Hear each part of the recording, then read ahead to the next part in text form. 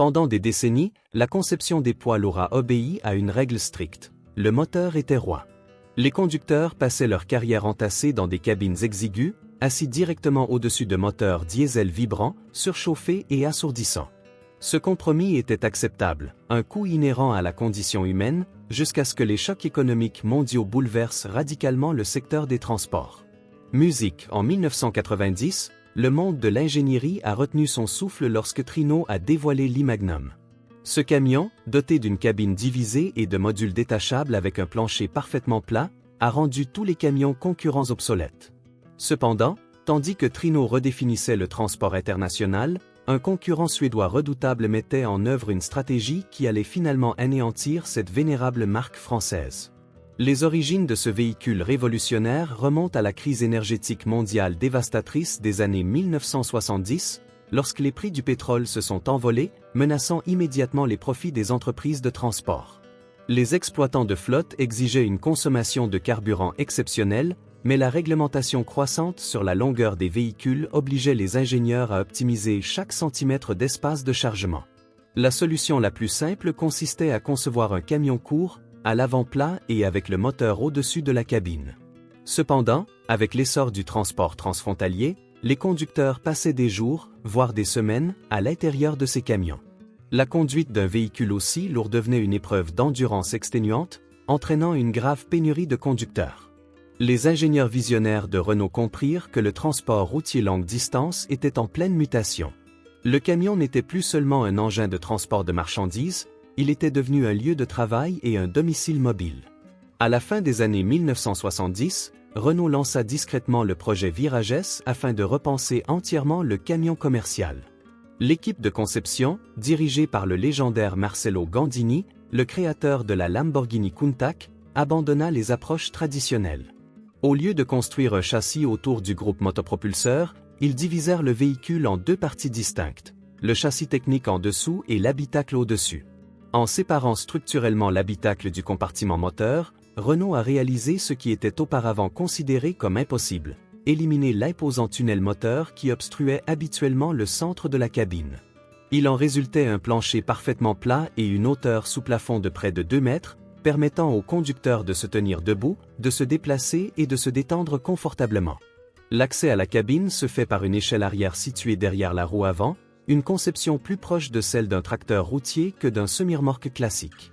Musique. Ce système de suspension isolée absorbait les fortes vibrations et la chaleur générée par les imposants moteurs Mach 8 logés en dessous. Lors de son lancement sous le nom de Renault Magnum, le véhicule a remporté le prix du camion international de l'année en 1991, confortant la position de Renault comme leader incontesté du transport routier de luxe longue distance. Cependant, la domination du Renault Magnum en a fait une cible de choix outre-Manche. Volvo Trucks travaillait discrètement à une solution alternative. Non seulement elle s'inspirait de l'innovation française, mais elle a complètement redéfini les règles de l'ingénierie des transports lourds. Volvo comprit que si Renault avait révolutionné le confort de conduite, l'avenir de la logistique mondiale reposait sur celui qui saurait allier un espace intérieur inégalé, une fiabilité mécanique supérieure, une électronique de pointe et une aérodynamique améliorée. En 1993, Volvo réagit avec force en lançant la série FH. Contrairement à Renault, qui avait opté pour un plancher entièrement plat en surélevant considérablement la cabine, Volvo choisit une approche à la fois réfléchie et pragmatique. La cabine du FH était dotée d'un tunnel moteur discret, mais conçu avec une telle efficacité qu'il n'entravait quasiment pas les déplacements. Plus important encore, Volvo utilisa des techniques de conception assistées par ordinateur et des essais en soufflerie pour créer une face avant élégante et profilée. Tandis que le Renault Magnum, massif et rigide, fendait l'air, le Volvo FH offrait une résistance nettement inférieure à l'air, dans un secteur où le carburant représentait plus de 30% des coûts d'exploitation. L'avantage aérodynamique de Volvo attira immédiatement l'attention des gestionnaires de flotte de poids lourds. Sous cette apparence, l'écart mécanique se creusait. Volvo a introduit le moteur 12S, une merveille d'ingénierie dans le domaine des systèmes de transmission, doté d'un arbre à cames en tête et d'injecteurs de carburant à commande électronique. Ce moteur était bien plus performant, plus économe en carburant et plus fiable que les anciens systèmes de transmission utilisés par Renault dans ses camions Mach. De plus, Volvo a mis à profit sa réputation mondiale en matière de sécurité, en concevant le FH avec de l'acier suédois à haute résistance et une structure de cabine absorbant les chocs, surpassant ainsi toutes les normes de sécurité en vigueur à l'époque. Le tournant décisif est survenu en 2000 lorsque Volvo a pris le contrôle de son concurrent. Grâce à une restructuration complète, Volvo a acquis Renault Trucks. Musique, bien que la production du Magnum se soit poursuivie, son sort était scellé. Volvo a réorienté l'essentiel de ses investissements en R&D vers sa propre plateforme FH, et le Magnum a progressivement été équipé de moteurs et de transmissions Volvo, perdant ainsi son identité mécanique française unique. Lorsque les normes d'émission se sont considérablement durcies à la fin des années 2000 et au début des années 2000, la mise à jour du châssis obsolète et encombrant du Magnum n'était plus rentable pour la maison mère. Musique. En juin 2013, le dernier Renault Magnum sortait des chaînes de montage de Bourg-en-Bresse, remplacé par le Renault TI, un camion construit en grande partie sur la plateforme commune de Volvo. Il s'agissait de l'expérimentation la plus audacieuse de l'histoire des transports, et son démantèlement a été systématique grâce à l'expertise rigoureuse et implacable de Volvo en matière d'ingénierie. L'héritage d'Arthur Renault Magnum ne se mesure pas aux chiffres.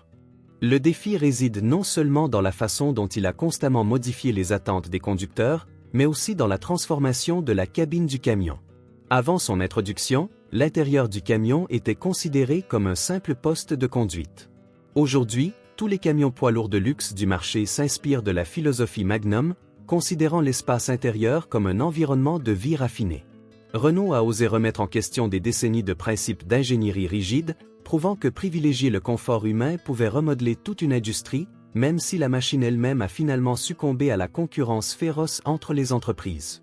En fin de compte, le conflit entre Renault et Volvo était un affrontement de deux philosophies, la rébellion artistique française contre la précision industrielle scandinave. Tandis que le Magnum était un chef-d'œuvre magnifique et sans compromis, incarnant une conception centrée sur l'humain, Volvo a prouvé que la victoire totale sur le marché appartient au véhicule qui satisfait le confort du conducteur tout en assurant la rentabilité du gestionnaire de flotte. Aujourd'hui, alors que la conduite autonome et les motorisations alternatives menacent de remplacer complètement la configuration traditionnelle des camions, le Magnum demeure l'apogée de l'âge d'or du transport routier classique.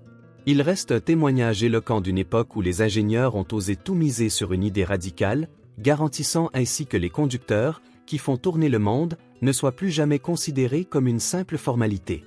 Si vous souhaitez découvrir davantage d'histoires méconnues sur les machines, l'ingénierie lourde et les véhicules de pointe qui composent notre monde moderne, n'oubliez pas d'aimer cette vidéo et de vous abonner à la chaîne. Activez les notifications pour recevoir nos derniers épisodes, qui retracent l'histoire des transports en détail.